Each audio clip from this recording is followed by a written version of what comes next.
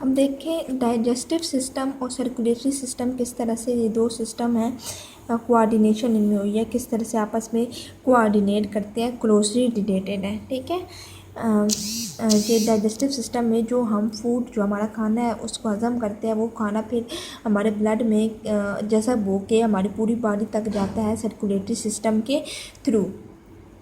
Next है this system work together and their activities are intricately related. अब क्या है कि ये सिस्टम एक साथ काम करते हैं और इनके जो एक्टिविटीज़ हैं, ठीक है, इनका जो काम है वो भी एक दूसरे से रिलेट करते हैं। व्हेन वी रन, जब हम भागते हैं, और डू सम स्ट्रीनियस एक्सरसाइज या फिर कोई एक्सरसाइज करते हैं सख्त, our body needs more food and oxygen to produce more energy. तो हमारे जिस्म को ज़्यादा खुराक की ज़रूरत होती है और ज़्यादा ऑक्सीजन की ज़रूरत होती है ताकि वो ज़्यादा एनर्जी हमारी बॉडी को प्रोवाइड कर सके एक्सरसाइज के लिए। अब rate of respiration increases automatically, हमारी जो रेस्पिरेशन है, ठीक है, वो क्या खुद ब खुद ऑटोमेटिकली वो बढ़ जाता है। And the heart beat become faster, और हमारी जो दिल की धड़कनें हैं वो तेज़ हो जाती है। आपने नोट किया होगा अगर आप भागते हैं तेज़ या कोई एक्सरसाइज करते हैं तो आपकी हार्ट बीट, आपका सांस फूल जाता है। ठीक है, रेट ऑफ रेस्पिरेशन क्या है कि सांस का आना और जाना, जो हमने पढ़ा था कि inhaling and exhaling of oxygen and carbon dioxide. तो क्या है कि सांस का फूल जाना और हमारे दिल की धड़कन का बढ़ जाना।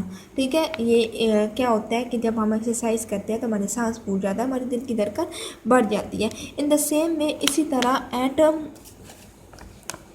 Eight the sight and smell of food our mouth begins to water, कि जब हम देखते हैं खुराक को या फिर खाने को, उसको देखना या खाने को जब हमें खुशबू आती है तो हमारा मुंह जो है पानी से भर जाता है। ठीक है, अक्सर आप लोगों ने ये कहावत भी सुनी होगी कि उसके मुंह में पानी आ गया, कि आप वो किसी चीज़ को देखते हैं तो आपके मुंह में पानी आ जाता है। The working together of all the organs and system of the body is called coordination. अब क्या है कि इन सारा जो वर्किंग है, ठीक है, सारे ऑर्गन्स का एक साथ काम करना, इनको हम कोऑर्डिनेशन कहते हैं। कि क्या कर रहे हैं, आपस में कोऑर्डिनेट कर रहे हैं, मिल के काम कर रहे हैं। Coordination in the body is brought about by two system. अब कोऑर्डिनेशन जो है जिसम में दो सिस्टम से होती है, एक नर्वस सिस्टम और एक एंडोक्राइन सिस्टम। ठीक है, ये आपको पता होना चाहिए कि कोऑर्डिनेशन इस तरह से होती है। तो कौन से दो सिस्टम है जो कोऑर्डिनेशन करते हैं, endocrine system and nervous system and The nervous system, see page 15 for diagram, is made up of nervous tissue. Nervous tissue से मिलके बने होते हैं and the endocrine system is made up of number of glands. ठीक है, nervous tissue, nervous system nervous tissue से मिल के बना है एंड एंडोक्राइन सिस्टम किससे मिल के बने हैं, ग्लैंड से मिल के बने हैं। विच प्रोड्यूस केमिकल सब्सटेंसेस, जो कि क्या करते हैं कि केमिकल सब्सटेंसेस को खारिज करते हैं, प्रोड्यूस करते हैं। That circulate the blood stream, जो कि हमारे ब्लड स्ट्रीम में सर्कुलेट करता है पूरा। All the organs of the body work in coordination with each other. जितने भी हमारे जिस्म में जितने भी ऑर्गन्स हैं ना, वो एक दूसरे के साथ कोऑर्डिनेशन से काम करते हैं, यानी एक दूसरे के साथ रिलेटेड होते हैं।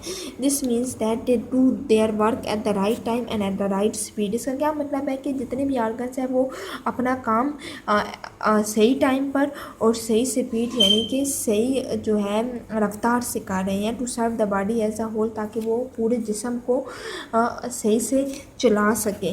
विदाउट कोऑर्डिनेशन, अगर कोऑर्डिनेशन नहीं होगी तो क्या होगा, तो whole body would be just like a collection of organ. तो हमारी पूरी बॉडी से सिर्फ ऑर्गन के कलेक्शन के अलावा और कुछ भी नहीं है। ठीक है, सिर्फ ऑर्गन्स के जमघटे के अलावा और हमारी बॉडी कुछ भी नहीं है। मेन चीज़ ही क्या है, ऑर्गन्स का मेन काम ही क्या है कि वो कोऑर्डिनेट करे दूसरे ऑर्गन के साथ, तभी हमारा पूरा जिस्म चल सकेगा। अगर वो उनमें किसी एक भी ऑर्गन में कोऑर्डिनेशन नहीं होगी तो वो क्या होगा कि हमारा जो बॉडी वो पार्ट है वो सही से काम नहीं करेगा। सो कोऑर्डिनेशन क्या है कि किसी भी एक ऑर्गन का दूसरे ऑर्गन के साथ रिलेट करना, के साथ मिलजुल कर काम करना, वो कोऑर्डिनेशन होती है। जैसे कि हम ग्रुप में काम करते हैं, ठीक है, तो हाफ काम एक डिवाइड कर लेते हैं और फिर उसके बाद आपस में उनका लिंक करते हैं। ठीक है, जिस तरह हमने एग्जांपल पढ़ी डाइजेस्टिव सिस्टम में कि खाना डाइजेस्टिव सिस्टम का काम होता है जैसा करना, लेकिन क्या होता है कि पूरी बॉडी तक खाना पहुंचाना जो है वो सर्कुलेटरी सिस्टम का काम होता है। ठीक है, इस तरह डिफरेंट आर्गन्स जो है वो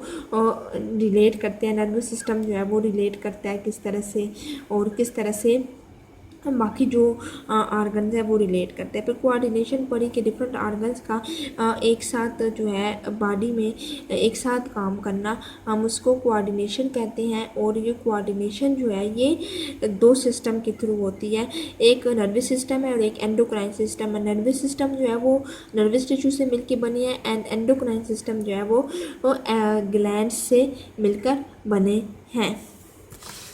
नेक्स्ट है इफ़ वी ऑब्जर्व केयरफुली, अगर हम केयरफुली मुशाहिदा करें, देखें, we find that our body is performing many function, तो हम देखेंगे कि हमारा जो बॉडी है, हमारा जिस्म है, वो बहुत सारे फंक्शन परफॉर्म करता है एट द सेम टाइम। एक वक्त में हमारा जो जिस्म है वो बहुत सारे फंक्शन, जैसे कि एक वक्त में हमारा दिल धड़क रहा है, ठीक है, एक वक्त में हमारा दिमाग चल रहा है, एक वक्त में हमारी डिफरेंट जो बॉडी पार्ट्स है वो चल रहे हैं, हम काम कर रहे हैं, हम चल रहे हैं, हम बोल रहे हैं, हमारा हाथ हरकत कर रहे हैं, ठीक है, मतलब डिफरेंट एक टाइम में बहुत सारे काम हो रहे हैं। फूड इज़ बीइंग डाइजेस्टेड, खाना जो है वो हजम हो रहा है। The blood is circulating the digested food and oxygen to all parts of the body. अब क्या है, जो हमारा खून है वो जो जितना भी जो हजम हुआ फूड है और जो ऑक्सीजन है वो हमारी पूरी बॉडी तक पहुंचा रहा है। अब किडनी क्या कर रहा है कि उसमें से जो वेस्ट है उनको निकाल रहा है, जो वेस्ट मटेरियल है, ठीक है, सारा कुछ हम अपने पिछले लेक्चर में डिटेल में पढ़ चुके हैं।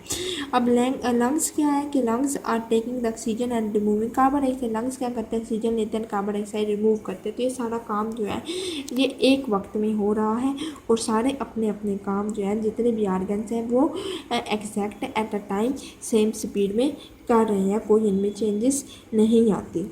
नेक्स्ट है दी ब्रेन। अब ब्रेन का क्या काम है, ठीक है, plays a very important part in the bodies coordination. Body coordination में सबसे इम्पोर्टेंट काम जो होता है वो ब्रेन को होता है, जो हमने पीछे पढ़ा था कोऑर्डिनेशन, लास्ट हमने अपने यूनिट में जो लास्ट टॉपिक हमने पढ़ा था रिस्पॉन्सेस का, उसमें भी हमने देखा था कि किस तरह जो ब्रेन है वो अपने हमारी पूरी बॉडी के साथ कनेक्ट हुआ है, ठीक है। It receive messages from muscles and sense organs and it send back messages and it sends back messages in return. ये क्या करता है कि मसल्स एंड जो सेंस ऑर्गन्स हैं उनसे मैसेजेस लेता है और वापस उन तक पहुंचाता है कि अब आपने ये काम करना है। This is how it controls all the different parts of the body so that they can work together. इस तरह ये हमारे वो जिस्म के डिफरेंट पार्ट्स को, डिफरेंट ऑर्गन्स को कंट्रोल करता है और इस तरह वो सारे इकट्ठे काम करते हैं। The brain is made up of millions of nerve cell. Brain क्या है, बहुत सारी नर्व सेल से मिलकर बना हुआ है जो कि एक दूसरे के साथ जुड़ी हुई है। मैसेज क्या होता है कि are carried around the nerve cell in the form of an electric wave और impulse in one direction only. अब क्या है कि मैसेज एक ही डायरेक्शन में इलेक्ट्रिक वेव के ज़रिए, या उसे हम इम्पल्स भी कहते हैं, उसके ज़रिए बॉडी पार्ट्स तक जाता है। A nerve cell has a cell body with long thin branches extended form में। अब नर्व सेल्स में सेल बॉडी होती है जिससे क्या होता है कि लंबी लंबी लॉन्ग पतली सी ब्रांचेस निकल के वो एक्सटेंड हुई होती है, फैली हुई होती है। The shorter branches are called dendrites.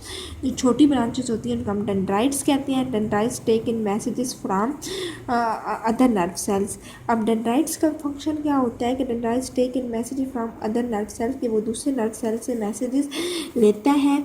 One long branch, जो लॉन्ग ब्रांच है, शॉर्ट ब्रांच को हमने डेंड्राइट्स बोला है, लॉन्ग ब्रांच को हम एक्सन बोलते हैं। ये क्या करता है कि ये मैसेज जो है out of the carry out of the nerve, वो डेंड्राइट का काम क्या होता है कि नर्व तक मैसेज पहुंचाता है और ये नर्व से मैसेज लेता है। The axon connect with other nerve cell. Axon दूसरे नर्व सेल से कनेक्ट होती है और and passes message to muscles, glands और आर्गन। फिर एक्सन क्या करती है कि नर्व सेल से जुड़ के बाकी आर्गन्स तक, लाइक मसल्स तक, ग्लैंड्स तक और दूसरे आर्गन्स तक मैसेज पहुंचाते हैं। Bundles of action form in nerve. जब एक्सन के बंडल यानी बहुत ज़्यादा एक्सन मिलते हैं तो क्या बनता है, नर्व बनता है। The basis of the brain extend into spinal cord. Spinal cord के बारे में भी हम अपने पिछले यूनिट में पढ़ चुके हैं। The spinal cord is a bundle of nerve cell which run down into the backbone. ठीक है, ये भी नर्व सेल के बहुत ज़्यादा बंडल है जो कि कहाँ तक जाता है, बैकबोन तक जाती है। Along the way nerves branches are from the spinal cord to go to the arms, lungs, heart, liver, stomach and intestine.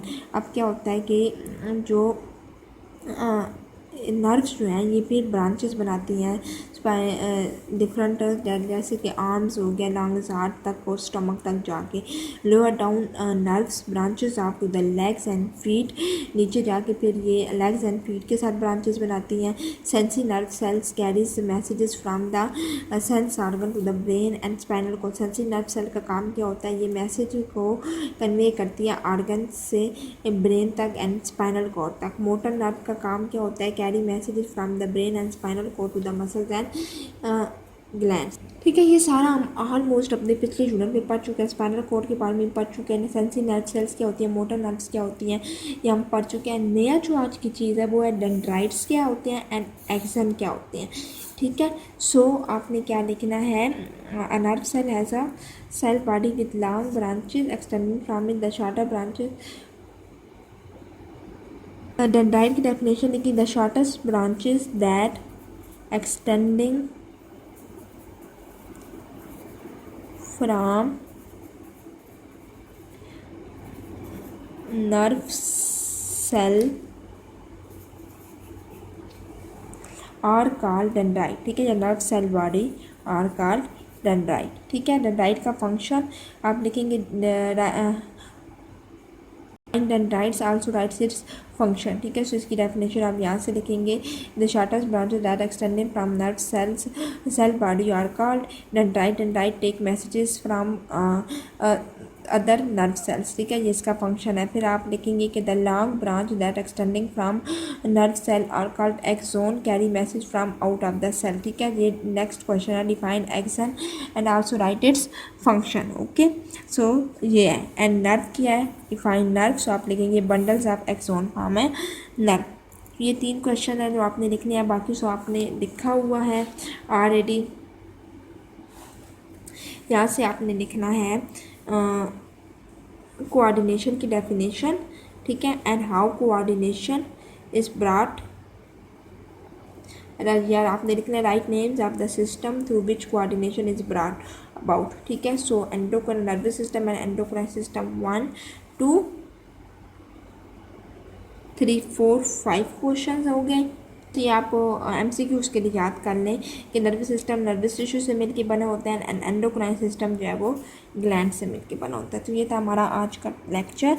Hope आपको सब क्लियर होगा कि कोऑर्डिनेशन क्या होती है एंड किस तरह से बॉडी हमारी कोऑर्डिनेट करती है। नेक्स्ट हम एंडोक्राइन सिस्टम पढ़ेंगे कि एंडोक्राइन सिस्टम क्या होता है।